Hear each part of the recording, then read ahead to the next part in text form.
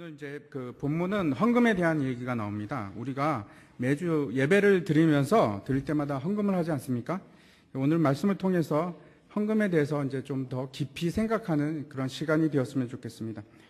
예수님께서 마지막 주간을 이제 예루살렘에서 지내실 때 주일부터 시작해 일요일부터 시작해서 지금 화요일입니다. 오늘 화요일 그 마지막 순간인데 화요일까지 성전에서 가르치시고 또 논쟁하시는 일을 하셨는데 그 오늘 본문은 그 마지막 장면입니다. 어쩌면 논쟁의 결론이다라고 얘기할 수도 있을 것 같습니다. 우리가 중요하게 생각해야 될 것이 이제 그 본문을 보면서 큰 그림을 좀 생각을 했으면 좋겠습니다. 오늘 사건도 그 큰 그림 안에서 생각을 하면 좋을 것 같습니다. 11장 그 앞에 마가복음 11장 11절을 보면은 이제 예수님께서 예루살렘에 이르러 성전에 들어가사라고 이제 시작이 되고 오늘 그 본문 바로 뒷절이 13장 1절인데 거기서도 보면 예수께서 성전에서 나가실 때에라고 이렇게 됩니다. 그래서 그 사이에 어떤 사건이 있냐면 무화과 나무를 저주하는 사건이 있습니다.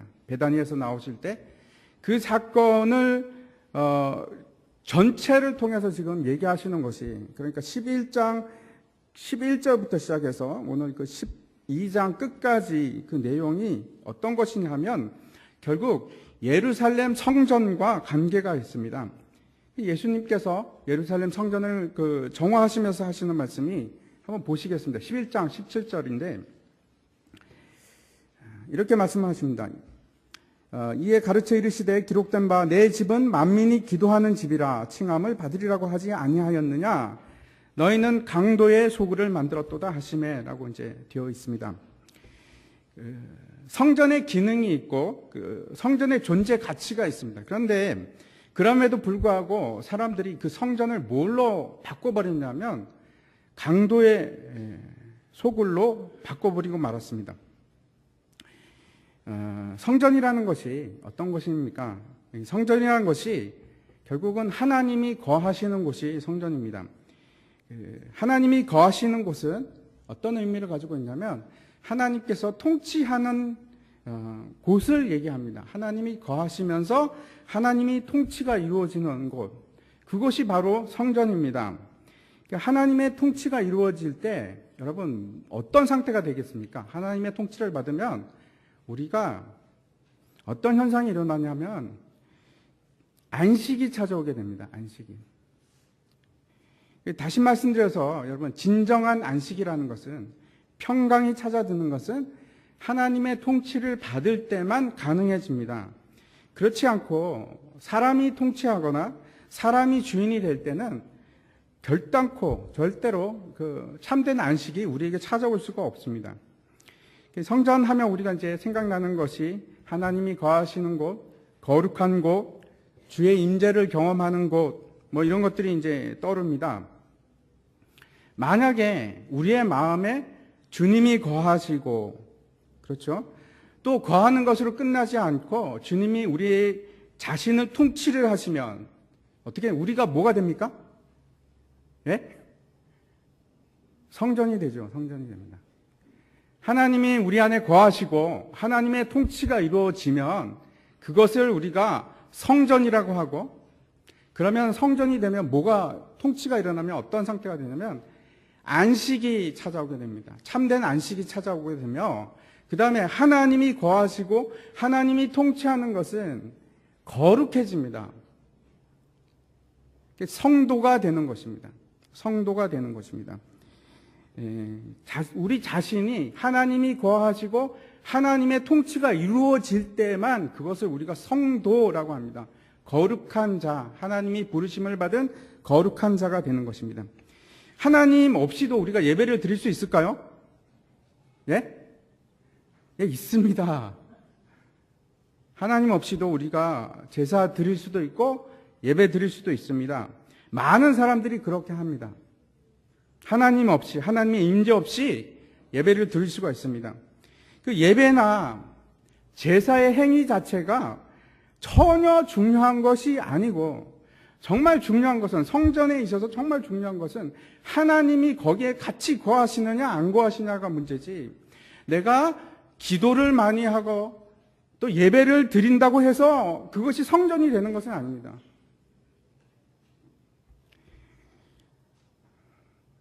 내가 주권을 완전히 반납하고 하나님께서 통치가 일어나야지 그것을 뭐라고 하냐면 성전이라고 합니다.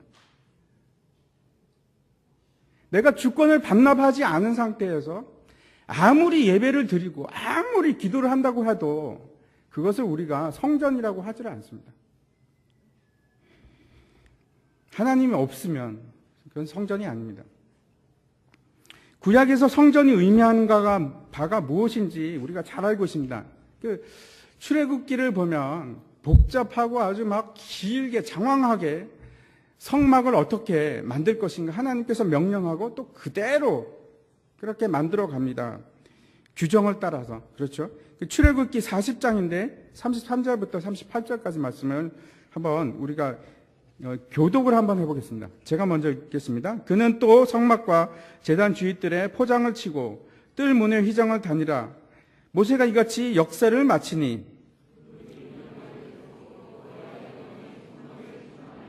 모세가 회막에 들어갈 수가 없었으니 이는 구름이 회막 위에 덮이고 여호와의 영광이 성막에 충만함이었으며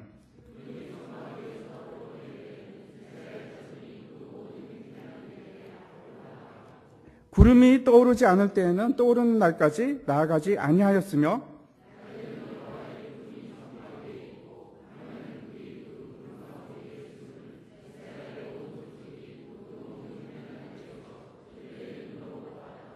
아멘. 이 말씀은 이제 모세가 하나님의 말씀대로 이제 성막을 다 만들고 그때 어떤 일이 일어나냐면 하나님의 영광이 임합니다. 그 성막에 임합니다.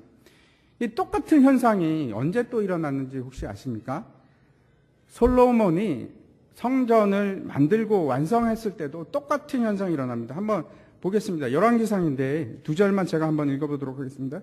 제사장이 성소에서 나올 때에 구름이 여호와의 성전에 가득하매 제사장이 그 구름으로 말미암아 능히 서서 섬기지 못하였으니 이는 여호와의 영광이 여호와의 성전에 가득함이었더라.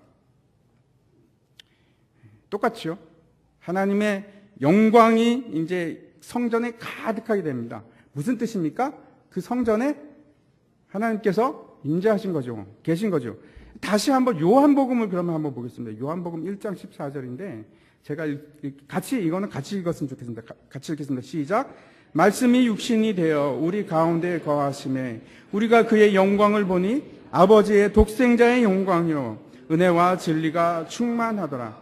여러분, 제가 세 군데를 봤습니다. 출애굽기에 있는 성막을 보았고, 두 번째 열왕기 상에 있는 성전을 보았고, 그 다음에 예수님을 지금 요한복음에 나와 있는 예수님을 같이 읽어봤습니다.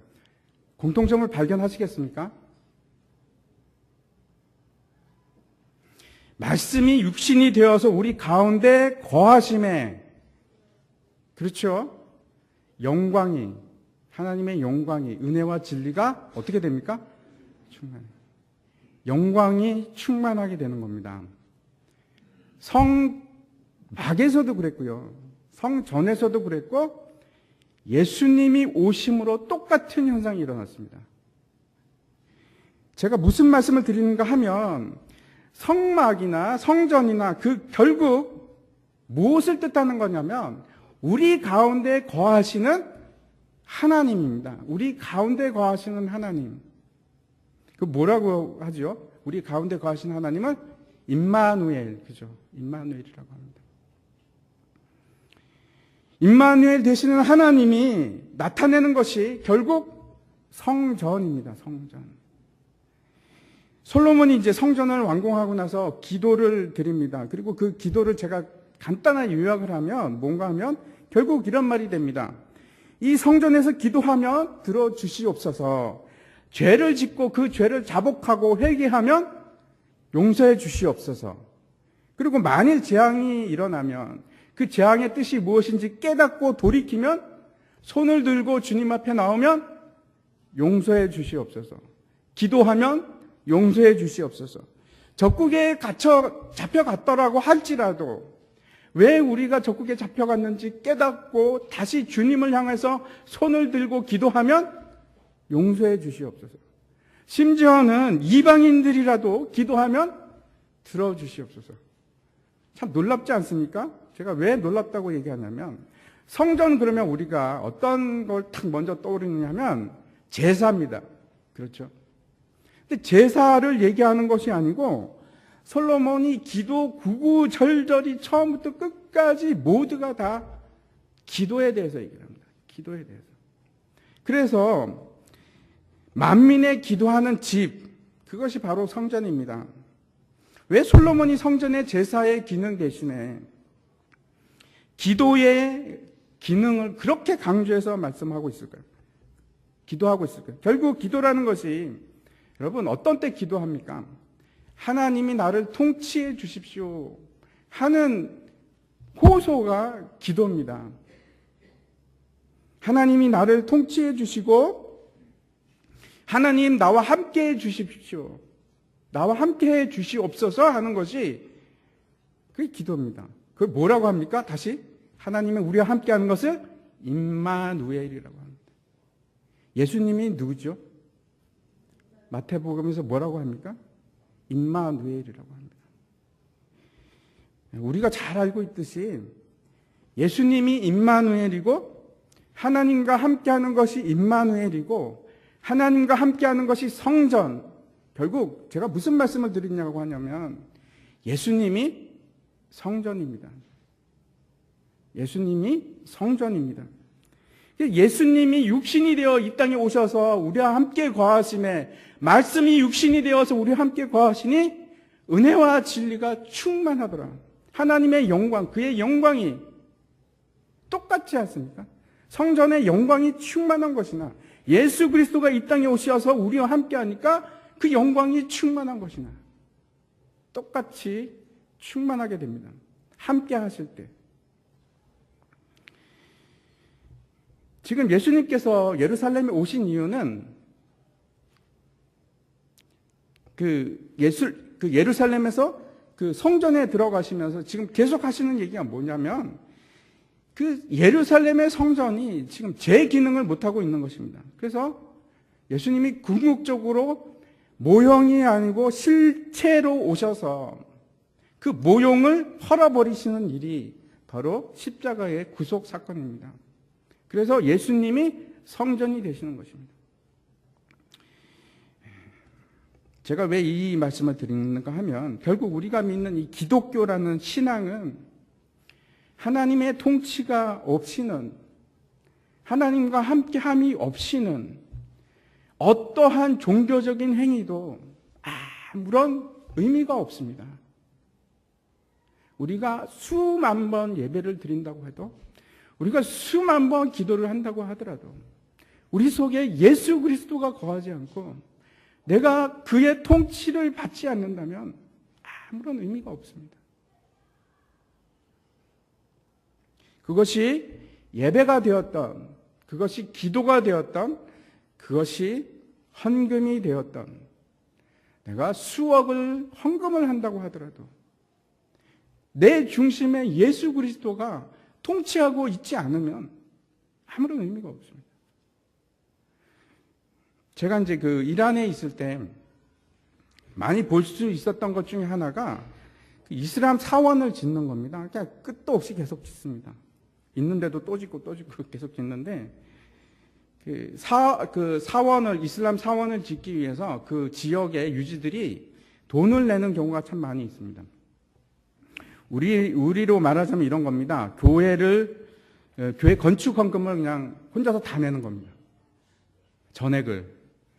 그 사람들이 어떤 믿음을 가지고 있는가 하면 그렇게 자기가 알라를 위해서 그 성전을 지으면, 그 사원을 지으면 어떤 잘못을 하더라도 지옥에 안 가고 천국에 가게 됩니다. 그래서 아주 나쁜 일을 하더라도 돈을 많이 벌어가지고 그 모스크를 짓습니다. 사원을 짓습니다. 그러면 이제 이런 거죠. 그 이슬람에서는 굉장히 그 천국 가기가 쉽습니다. 순교해도, 그렇죠? 그 지하드 하다가 순교해도 천국에 직행하고요. 그렇게 모스크 하나만 지으면 바로 천국입니다. 바로 천국. 돈이 있으면 천국 갈 수 있습니다. 우리가 이제 오늘 본문을 보면서 한 가지 우리가 분명히 이제 알고 넘어가야 될 것이 있는데, 이 당시에도 그 비슷한 생각이 있었습니다. 당시에 이제 성전이 어마어마한 성전이 있지 않았습니까? 근데 그것은 스룹바벨 이후에 만들어진 헤롯 대왕이 지은 성전입니다. 헤롯 대왕이라는 사람 자체가 에돔 사람입니다. 유태인이 아니고 에돔 사람입니다. 그래서 로마의 그 정치력이 있어가지고 로마의 그 권모술수가 굉장히 능한 그 집안입니다. 그 아버지 때부터. 그래서 이제 그 분봉왕 자리를 따내고 그 로마 정권과 계속 친밀함을 유지합니다. 그 권모술수가 굉장합니다. 그래서 로마의 신임은 받지만 유태인들로부터 신임은 받지 못합니다. 왜 그런가 하면 에돔 사람이니까. 다 싫어하죠. 그래서 이 유태인들의 환심을 사기 위해서 엄청난 그 성전을 짓게 됩니다. 헤롯이 신앙심이 좋아서 성전을 지은 것이 아니고 누구를 위해서? 자신을 위해서 짓습니다. 자신을 위해서. 정치적인 이유 때문에. 그러면 그 성전을 지을 때 돈이 어디서 나왔겠습니까? 로마가 꿔줬을까요? 네? 누구 돈에서 나오겠습니까? 결국 다 백성들 주머니에서 털어내야 됩니다. 세금을 걷어서. 로마에서 줄 리가 있겠습니까? 땅만 준 것만 해도 그 예루살렘의 그 4분의 1만큼의 크기로 줬다고 하니까 어마어마한 땅을 줬죠. 백성을 막 쥐어짜는 겁니다. 당연히 성전을 짓기 위해서 무리하게 그 백성들에게 헌금을 강요할 수밖에 없습니다. 우리가 이제 잘 알고 있듯이 이런 일이 그때만 있었습니까? 중세에도 일어납니다. 그 로마 바티칸에 가면은 여러분 가보신 분들 계시죠? 성 베드로 그 성당이라고 어마무시한 성전이 있습니다. 참 대단한 걸작품이죠. 근데 그것을 1500년대에 짓기 시작해서 한 100년 동안 짓는데 돈이 많이 들어가지 않습니까? 그래서 뭐 어떻게 합니까? 면죄부를 만듭니다. 면죄부를 만들어서 파는데 그거를 어떤 식으로 하냐면은 그 헌금을 걷기 위해서 알브레히트라는 사람에게 그 전권을 다 줍니다. 교황이. 알브레히트라는 사람이 추기경에 아는 사람인가 그랬는데 이 사람이 어떤 계약을 맺냐면 그 돈을 거두면 헌금을 거두면 면죄부를 팔아서 헌금을 거두면 50%는 자기가 먹고 그리고 나머지 50%는 교황청에 넘기는 겁니다. 그럼 50%가 교황청에 가면 교황이 그걸 다 성당 짓는데 돈을 쓰는가? 그렇지 않고 또 이제 많이 사치를 하죠. 사치를 합니다. 그래서 그것 때문에 결국 마틴 루터가 종교개혁을 일으킵니다. 그 비슷한 일들이 그때만 있었겠습니까? 지금도 많이 일어납니다. 심심찮게 우리가 듣지 않습니까? 이런 황당한 일을 당하지 않으려면 예수님께서 지금 말씀하시는 헌금의 본질에 대해서 우리가 깊이 이해할 필요가 있습니다. 당시 이제 성전이 이렇게 있으면 제일 바깥에 뭐가 있냐면 이방인의 뜰이라고 있습니다. 이방인의 뜰에서 이제 문을 들어오면은 거기가 여인들의 뜰입니다. 여인들의 뜰. 여인들의 뜰에서 또 한 칸 더 안으로 들어오면 이스라엘의 뜰이 있고 이스라엘의 뜰에서 또 한 칸 들어가면 제사장의 뜰이 있고 그럽니다. 이게 단계별로 여인들의 뜰 안으로는 이방인들은 이제 못 들어갑니다. 유태인들만 들어올 수 있습니다. 그리고 이제 그 여인의 뜰까지는 여자까지만 들어올 수 있고 이스라엘의 뜰은 남자들만 들어갈 수 있습니다. 그렇게 되어 있는데 이스라엘의 뜰, 여인들의 뜰에 가면은 헌금궤가 연보궤죠. 연보궤가 쫙 있습니다. 몇 개가 있었냐면 13개. 지금 그림에 보시면 그 중에 하나인데 그 모양이 좀 보이십니까? 모양이 좀 희한하게 생겼습니다. 그 입구가 뭐같이 생겼죠? 이렇게 나팔같이 생겼습니다. 왜 저렇게 만들었을까요? 잘 모르겠습니다. 근데 사람들이 추측을 하는데 저렇게 생기면 절대로 손을 넣어서 안에 돈을 꺼낼 수가 없습니다. 이게 이제 교회에서도 도둑님들이 자주 와서 이제 헌금을 털어가지 않습니까? 근데 저런 식으로 하면 저 괴가 무겁기만 하면 못 가져가죠. 이제 저렇게 하는데 문제는 당시에는 그 돈이 다 지폐 돈이 없습니다. 다 동전입니다. 동전인데 41절 한번 보시기 바랍니다. 41절을 보면은 예수께서 헌금함을 대하여 앉으사 무리가 어떻게 헌금함에 돈 넣는 것을 보실세 이렇게 됐습니다. 재밌지 않습니까? 이게 그 헌금함이 13개가 있는데 그 중에 이제 몇 개는 그 헌물 대신에 쓰는 거고, 그 다음에 이제 또 몇 개는 그 성전 건축을 위해서 쓰는 거고, 또 구제를 위해서 있고, 다 이제 목적 헌금입니다. 일종의 목적 헌금용으로 이렇게 딱 나눠져 있는데, 예수님이 이제 그걸 이제 가만히 지켜보시는 겁니다. 재밌지 않습니까? 예수님이 저 사람들이 도대체 어떻게 헌금을 하는지 가만히 지켜보시는 겁니다. 아마 이게 틀림없이 예수님이 우연히 그렇게 하셨겠습니까? 어떤 우리에게 가르침을 주기 위해서, 헌금에 대한 가르침을 주기 위해서 그렇게 하셨을 겁니다. 이제 나팔처럼 저렇게 생겼고, 돈은 다 이제 동전이니까 돈을 넣으면 어떻게 되겠습니까? 저 노십니다. 논나팔입니다. 그러면 소리가 나겠죠. 땡그랑 땡그랑 이런 소리가 날 겁니다. 저 뒤에 보이십니까? 저 부자는 자루를 가지고 오지 않았습니까? 자루를 탁 집어넣으면 어떻게 슉 하면서 훅 하면서 소리가 요란하겠죠. 그러면 이제 주위의 사람들이, 저 사람이 헌금을 참 많이 하는 신실한 사람이구나 생각하고, 이 과부가 왔는데, 두 랩돈 한 고드란트입니다. 한 고드란트. 조그만 동전을 땡 넣습니다. 그러면 땡그랑 소리가 한 번 나겠죠. 굉장히 창피할 것 같습니다. 누구는 슉 하고 짱짱짱 하면서 무두두두 쏟아지는 소리가 나는데, 저 과부는 땡 하고 끝나는 겁니다. 그 랩돈이라는 돈의 단위가 데나리오는 하루치의 그 임금입니다. 그런데 그 하루치의 임금의 128분의 1입니다. 아주 작은 돈이죠. 하루 임금을 우리가 그냥 쉽게 계산하기 위해서 만약에 일당 10만 원이다. 그럼 100분의 1만 잡아도 얼마입니까? 1,000원. 1,000원. 두 랩돈이니까 제 생각에 이제 한 1,500원 정도? 10만 원으로 따졌을 때 1,500원 정도입니다. 그거보다 더 작죠. 그 돈을 들고 와서 헌금을 하는 겁니다. 아마 이제 당시에 이제 과부는 그 옷차림이 좀 틀렸던 것 같습니다. 그래서 누구든지 이제 저 사람은 과부구나 이렇게 알아차릴 수 있었던 것 같습니다. 그런데 이 과부가 와서 헌금을 하는데 창피하게도 지금 2,000원도 안 되는 돈을 넣는 겁니다. 지금 43절과 44절을 한번 보시기 바랍니다. 제가 읽겠습니다. 예수께서 제자들을 불러다가 이르시되 내가 진실로 너에게 이르노니 이 가난한 과부는 헌금함에 넣는 모든 사람보다 많이 넣었도다. 그들은 다 풍족한 중에 넣었거니와 이 과부는 그 가난한 중에서 자기의 모든 소유 곧 생활비 전부를 넣었느니라 하시니라.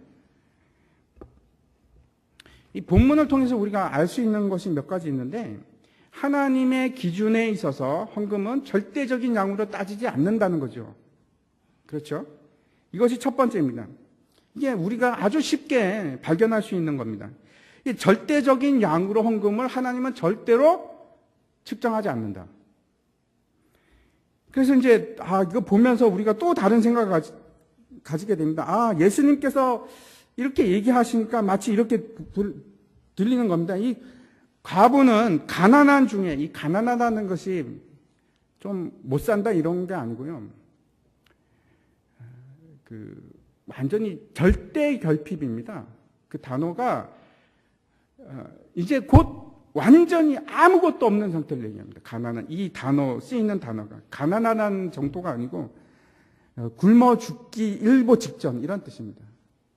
그런 사람이 지금 모든 소유 곧 생활비 전부를 넣은 겁니다. 그러면 이제 우리가 이렇게 생각합니다. 그러면 하나님은 절대양으로 따지는 게 아니고 비율로 따지시겠구나.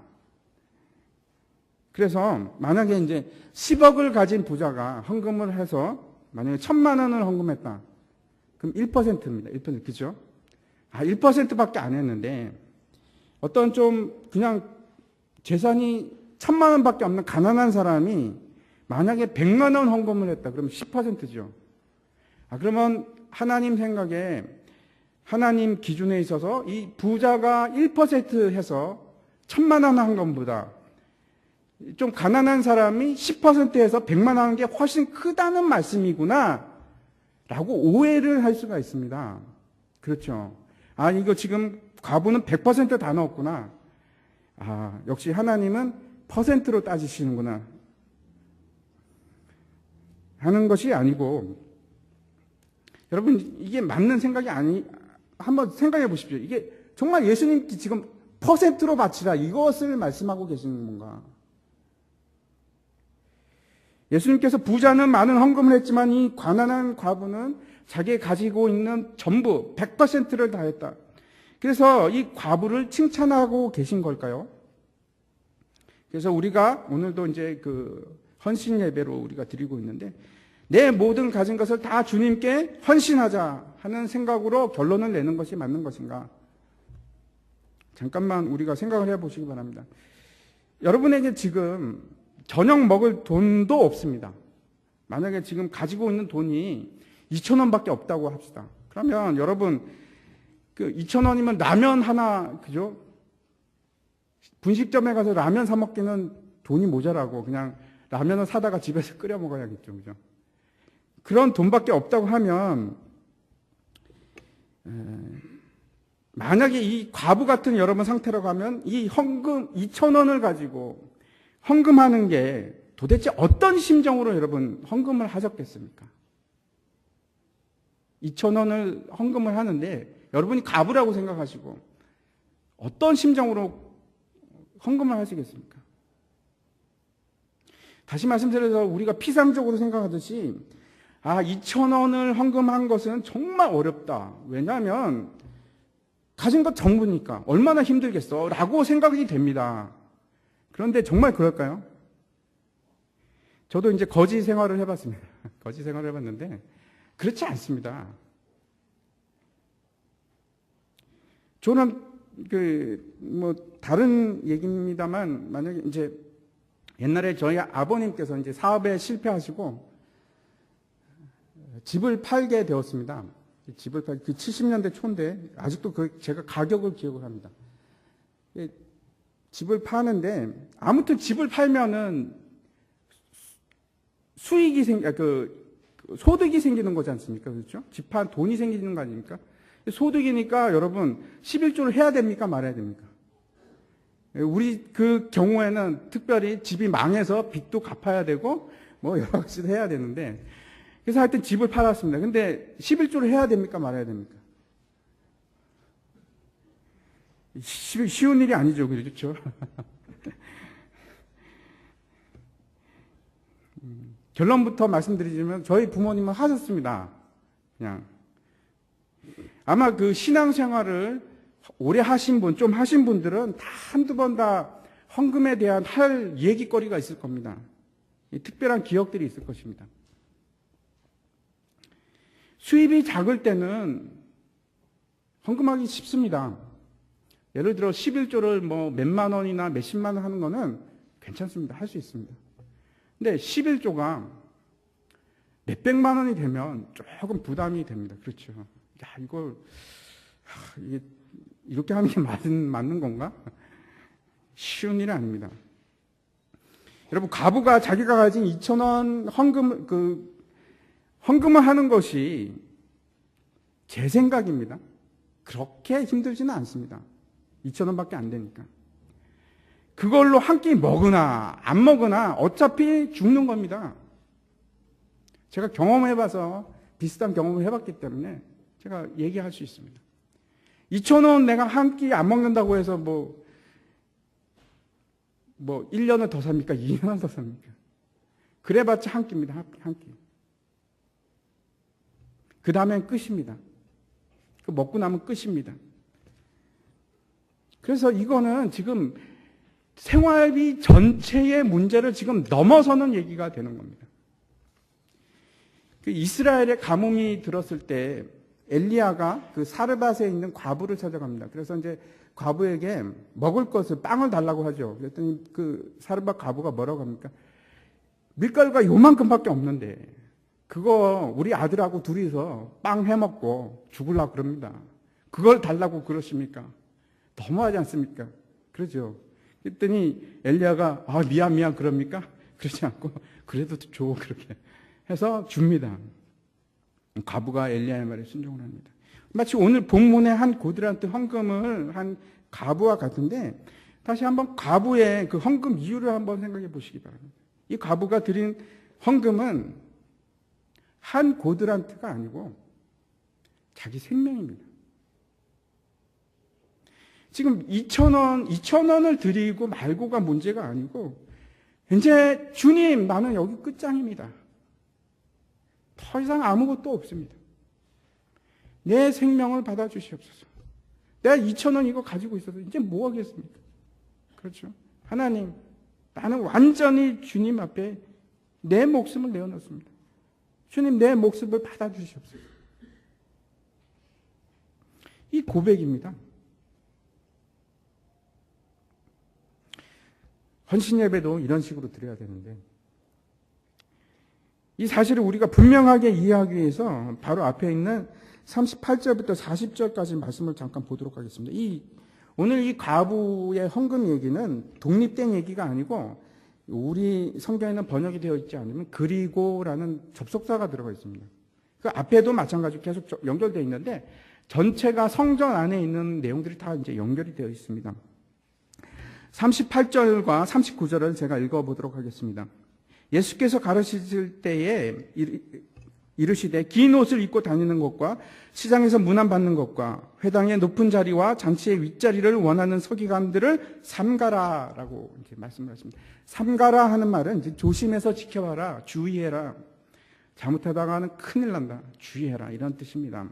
이해하고 잘 봐라 이런 뜻인데 이 마가복음에는 서기관만 나와 있지만은 마태복음을 보면 서기관만 나와 있는 것이 아니고 바리새인과 서기관이라고 되어 있습니다. 그래서 23장 전체를 갖다가 이 서기관과 바리새인들을 혼을 내키는데 예수님께서 7화라고 하지 않습니까? 그래서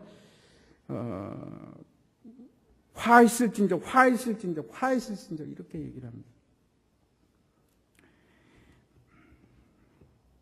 서기관이라고 하면 이제 종교인을 얘기하는 것인데 특별히 이제 가르치는 입장에 있는 존경받는 그런 사람들을 말합니다. 이 사람들은 전문 교육을 받은 사람들입니다. 전문 교육을 받고 성경을 연구하고 성경을 또 가르치기도 할 뿐만 아니고 이 사람들은 여러분 그 당시에는 법이 토라가 법입니다. 율법이 법입니다. 그래서 이 사람들은 율법 전문가들입니다. 다시 말씀드려서 지금의 변호사 역할을 하는 사람들입니다. 변호사 역할을. 법률 전문가들입니다. 다 바리새인들인데 이들이 하는 것에 대해서 어떻게 말씀을 하십니까? 첫 번째 뭐라고 합니까? 긴 옷을 입고 다닌다고 얘기를 합니다. 이 옷이라는 것이 사람의 특성을 규정하고 사람의 지위를 나타내는 것인데 어떤 사람인지 우리도 그렇지 않습니까? 옷을 보면 좀 높으신 양반인가 보다, 괜찮나 보다 뭐 알지 않습니까? 지위를 말하기도 하고 직업을 말하기도 합니다. 그런데 대부분의 사람들이 이제 자신의 옷에 대해서 신경을 씁니다. 우리도 어떤 옷을 입을지 신경을 많이 쓰지 않습니까? 저도 이제 가능하면 목사가 목사처럼 입고 다니려고 노력을 합니다. 잘 안 되는데. 하여튼 판단 기준이 돼서 경찰을 끌고 여러분 호텔에 가서 발레 파킹 해보신 적 있으십니까? 경찰을 끌고 가서 그 벨보이 앞에 딱 세우고 발레 파킹 시켜주면 벨보이가 웃습니다. 그렇죠? 이 서기관들의 첫 번째 특징이 긴 옷을 입는 겁니다. 일반 사람들과 구분이 됩니다. 한번 보여주시기 바랍니다. 어떻게 생겼는지. 저런 옷을 입고 시장으로 돌아다니는 겁니다.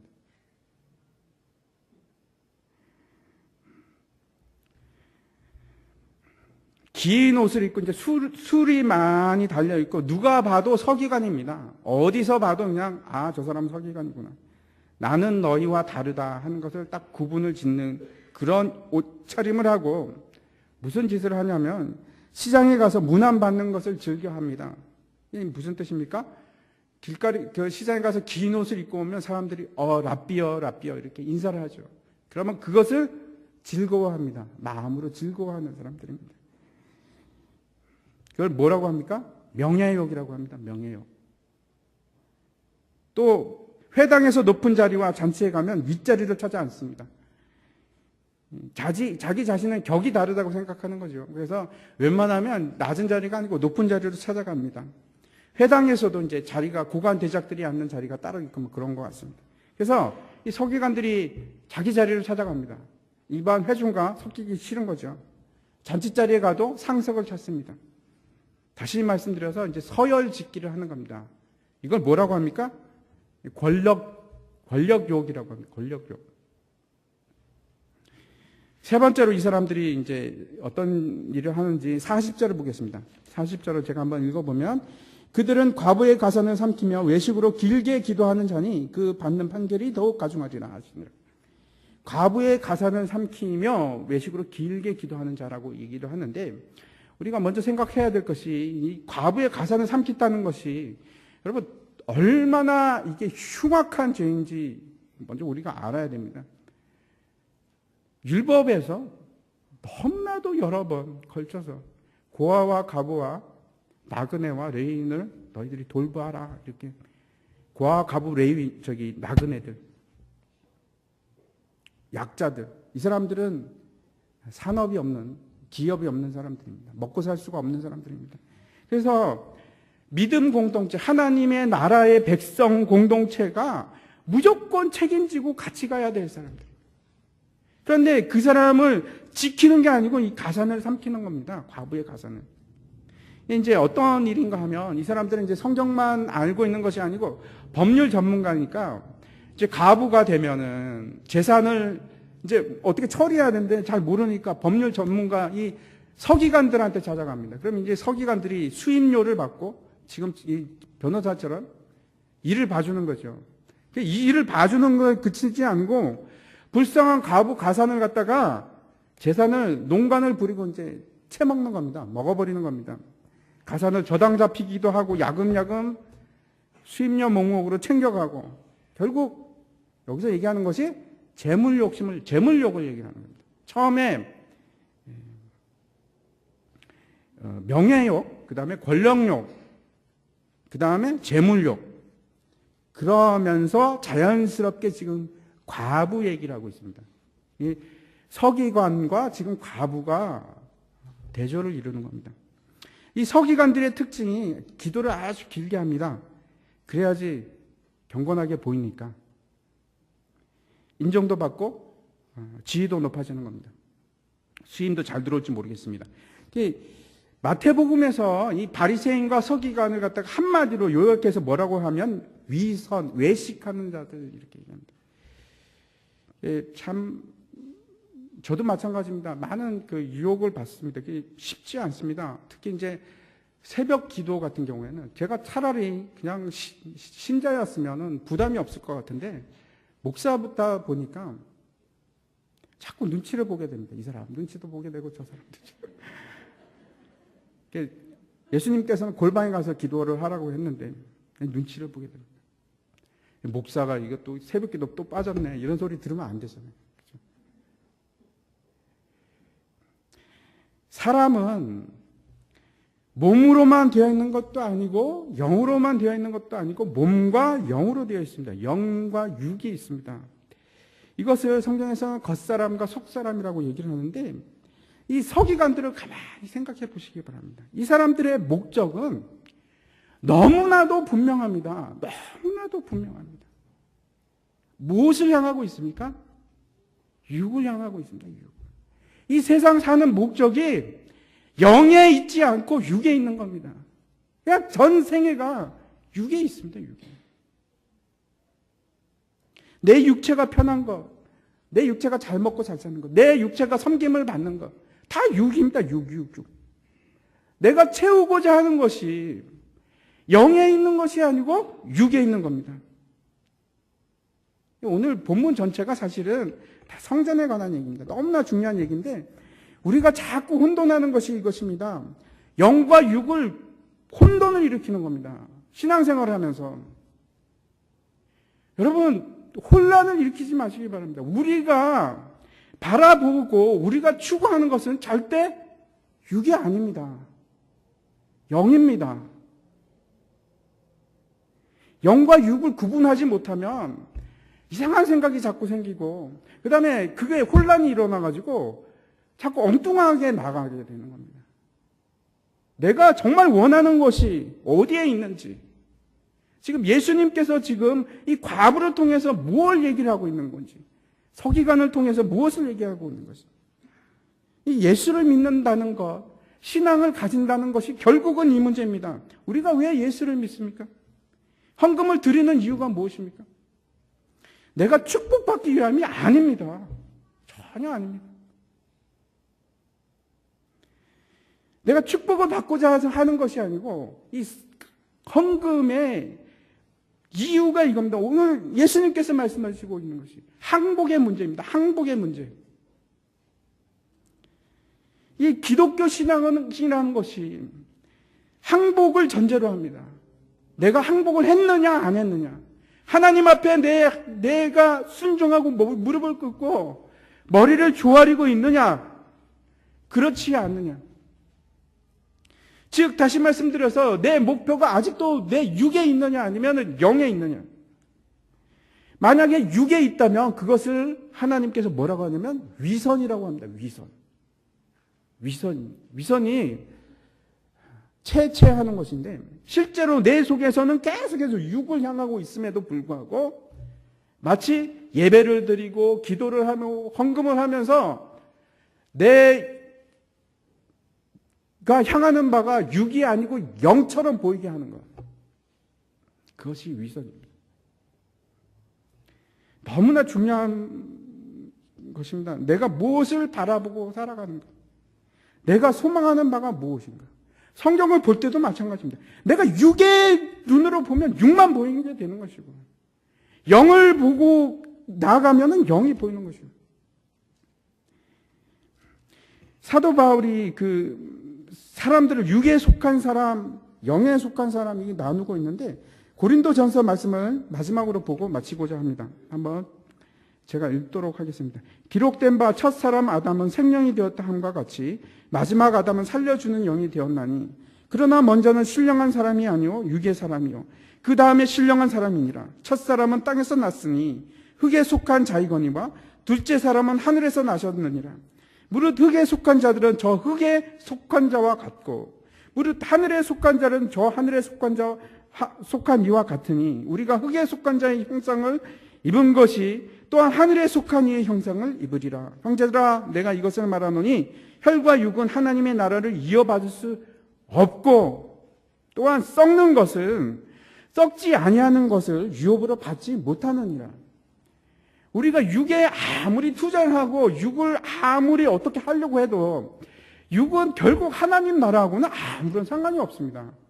썩어버립니다. 썩을 것으로 썩지 않은 것을 받을 수 있는 재간이 없습니다, 우리에게.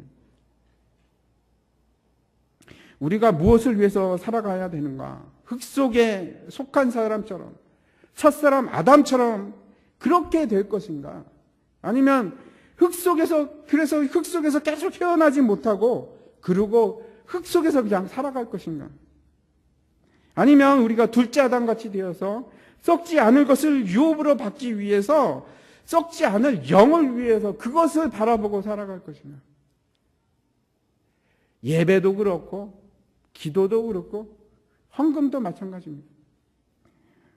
서기관은, 오늘 이 본문에서 서기관은 지금 육을 택한 사람들이고, 그래서 이제 하나님께서 위선자라고 얘기를 하고 있고, 과부는 영을 택했습니다. 영을.